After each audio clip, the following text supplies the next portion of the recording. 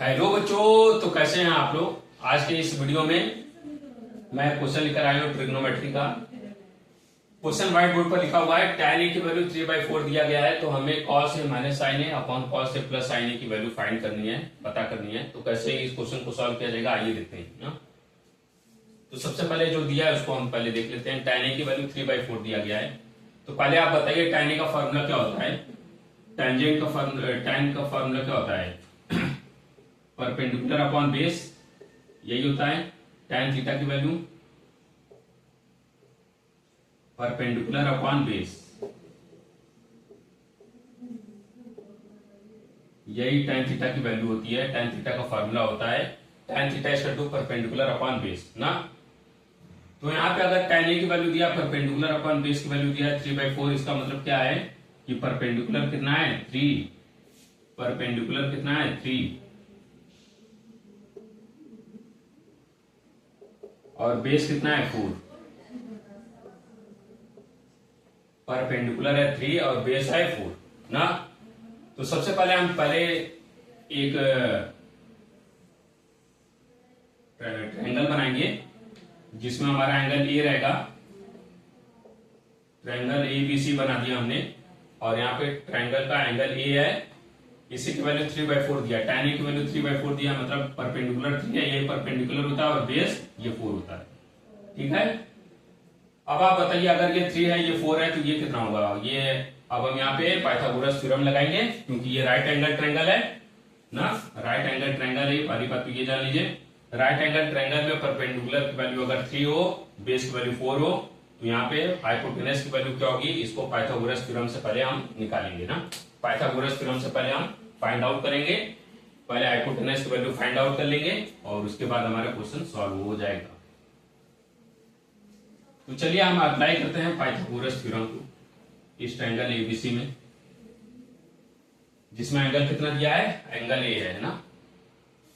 तो पहले हम पाइथागोरस थ्योरम को अप्लाई करते हैं।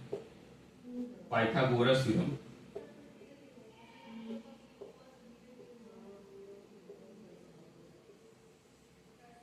क्या होता है, पाइथागोरस थ्योरम हाइपोटेनस स्क्वायर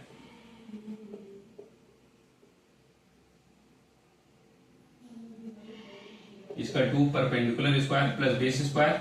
अगर हम शॉर्ट लिखे तो शॉर्ट में डायरेक्ट लिख देते हैं, नहीं तो वीडियो लंबा हो जाएगा। हाइपोटेनस स्क्वायर इसका 2 perpendicular square plus base square. अब यहाँ पे हाइपोटेनस की वैल्यू है, इसकी वैल्यू पूछ रहा है। परपेंडिकुलर कितना दिया 3 का स्क्वायर, बेस कितना दिया 4 का स्क्वायर। 3 का स्क्वायर करेंगे 9 आएगा, 4 का स्क्वायर करेंगे 16 आएगा, 9 और 16 को जोड़ेंगे 25 आएगा। हाइपोटेनस स्क्वायर की वैल्यू 25 हो गई। अब इसके बाद यहाँ पे स्क्वायर उधर जाएगा, स्क्वायर रूट हो जाएगा। आप बताइए 25 का स्क्वायर रूट क्या होता है 5 यूनिट। अगर यहाँ पे कुछ नहीं दिया तो हम यूनिट मान के चलेंगे, क्योंकि सेंटीमीटर तो दिया नहीं है। सेंटीमीटर भी मान सकते हैं, लेकिन यूनिट मानना यहाँ पे सही रहेगा ना। तो 5 यूनिट हाइपोटेनस की वैल्यू आ गई, मतलब बी ए की वैल्यू कितनी आ गई 5 आ गई। ठीक है, हाइपोटेनस कितना आ गया 5 यूनिट आ गया।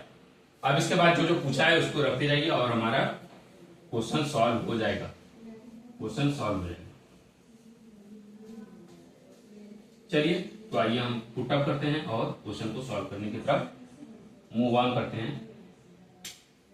cos a की वैल्यू क्या होगी, cos a का वैल्यू फार्मूला क्या होता है cos a का, या cos थीटा का फार्मूला क्या होता है, बेस अपॉन हाइपोटेनस।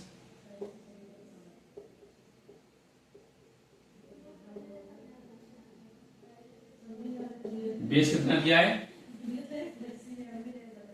बेस दिया है 4 और हाइपोटेनस दिया है 5। cos a की वैल्यू आ गई 4/5। cos a की वैल्यू कितनी आ गई 4/5।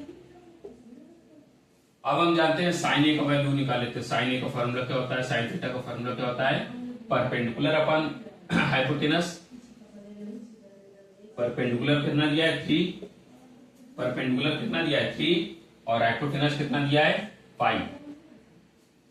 तो sin a की वैल्यू कितनी आ गई 3/5। अब हमें कुछ नहीं करना है, इसकी वैल्यू पुट अप करनी है और क्वेश्चन सॉल्व हो जाएगा आराम से।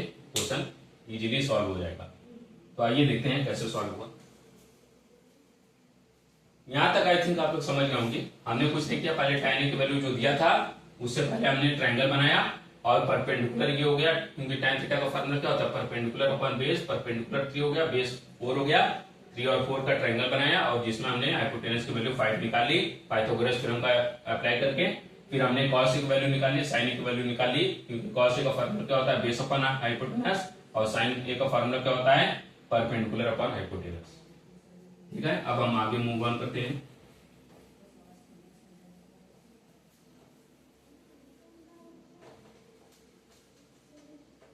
cos a की वैल्यू कितने आ गई है, 4/5, और sin a की वैल्यू कितने आ गई है, 3/5। अब जो हमें पूछा है उसमें हम पुट अप कर देते हैं, cos a minus sin a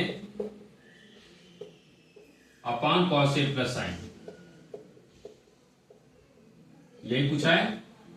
चलिए cos a की वैल्यू रखिए 4/5 माइनस sin a की वैल्यू रखिए 3/5 अपॉन cos a की वैल्यू रखिए 4/5 प्लस sin a की वैल्यू रखिए 3/5। अब हम क्या करेंगे, एलसीएम लेंगे और इससे सॉल्व कर लेंगे ना, एलसीएम लेके सॉल्व कर लेंगे।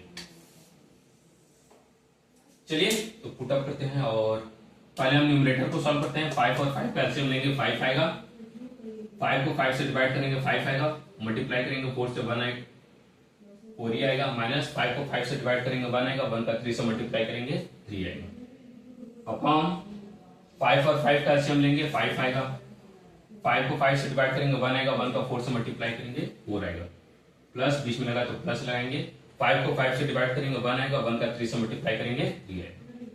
ये 5 और 5 बढ़ जाएंगे, 4 में 3 घटाएंगे 1 आएगा, 4 में 3 जोड़ेंगे 7 आएगा। यही हमारा इस क्वेश्चन का आंसर होगा। मतलब cos a minus sin a upon cos a plus sin a की वैल्यू क्या आ जाएगी, 1/7।